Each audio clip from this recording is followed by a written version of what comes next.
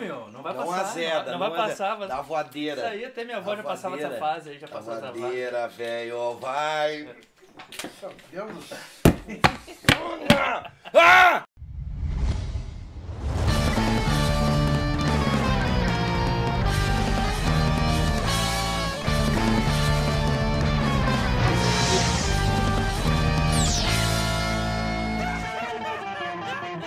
Olá, seja muito bem-vindo a mais uma edição do Fatos Histéricos. E hoje eu não vou desgrudar do videogame porque eu estou controlando você. E aí, vamos falar de videogame hoje? Hoje é o... Olha, cara, segundo os dados que eu trouxe aqui, a indústria que mais fatura no mundo atualmente. Lícita, claro. Claro, não é porcaria e...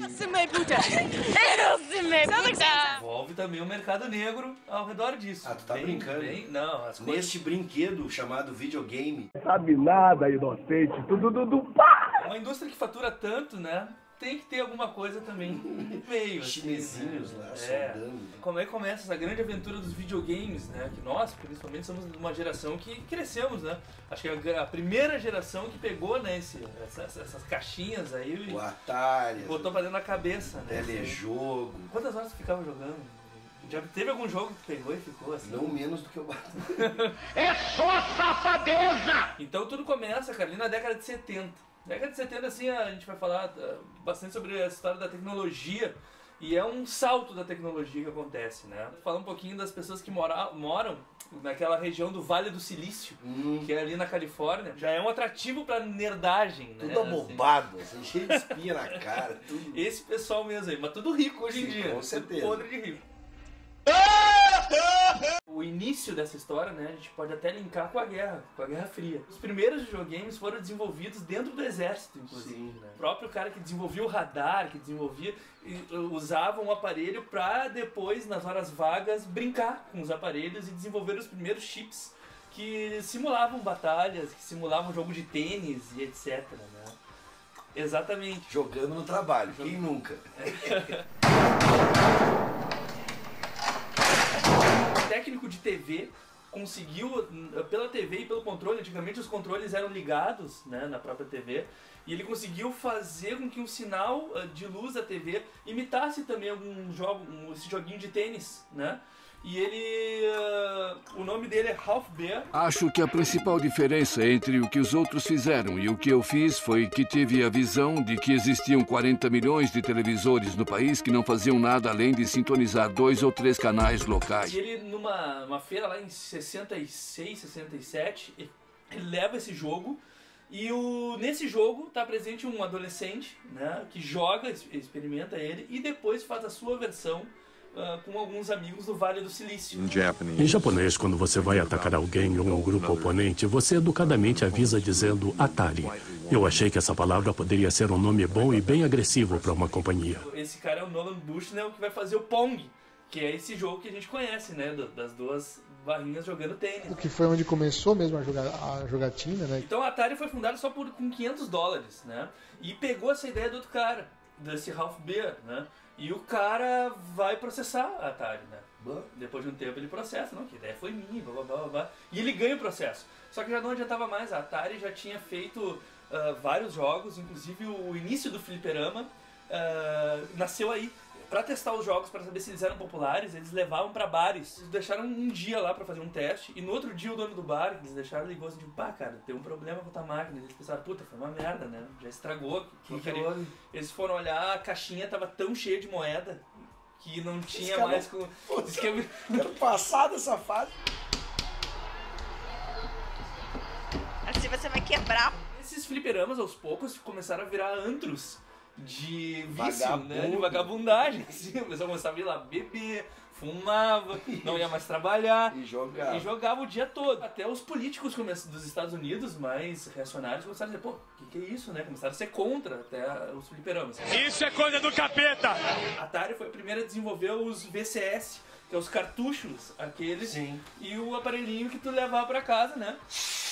Exatamente. Aí levou os jogos pra casa. Aí começou, né? O cara vai mundial em casa. Em casa. Hoje os caras ficam jogando online 3 semanas sem tomar banho, comer, nem nada. Tem um caso até que eu já vi que a galera se caga, se mija jogando. início da década de 80, chegaram os japoneses. Pronto. Né? Aí os japoneses desenvolveram o jogo que foi a maior sensação de todos os tempos no Japão, até então, que foi o Space Invaders. Sim. Lembra do Space Invaders? Era o... Exatamente. O Space Invaders, então, assim, diz que acabou com a moeda de 100 ienes no Japão.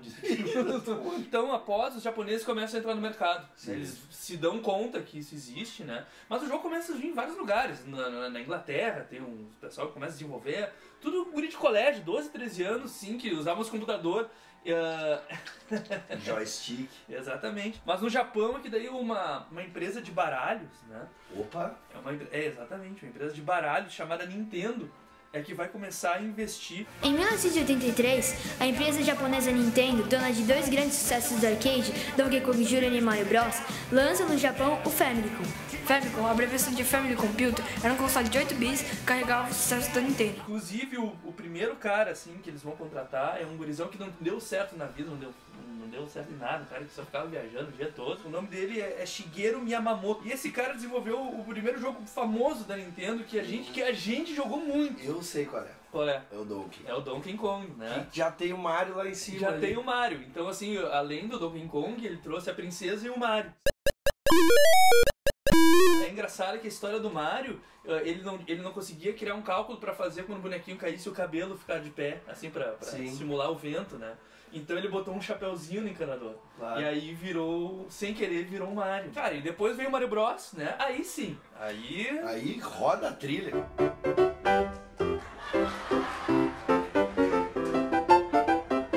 Koji Kondo, famosésimo, É o né? cara que fez a trilha do Mario. Fez a trilha. Só que o Mario não foi a obra-prima dele, que é a lenda de Zelda.